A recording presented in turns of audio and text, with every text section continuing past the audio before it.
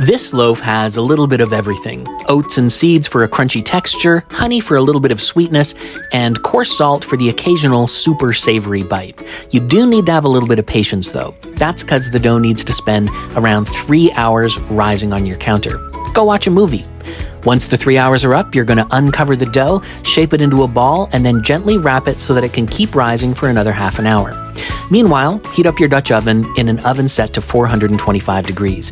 While it's warming, maybe enjoy a cocktail. I like a Caesar. After 30 minutes, you can unwrap the dough, score it with a sharp knife, and sprinkle some more seeds on top. Retrieve the hot Dutch oven from the oven, sprinkle a little flour or cornmeal in the bottom, and very carefully drop the dough inside.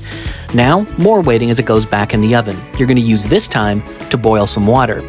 Once the 30 minutes are up, add the boiling water to the oven to create steam and remove the Dutch oven's lid. This is going to crisp up the bread as it bakes for another 10 minutes or so. And that's it. Serve plain with butter, a bit of jam or jelly, or dip it in some oil and vinegar.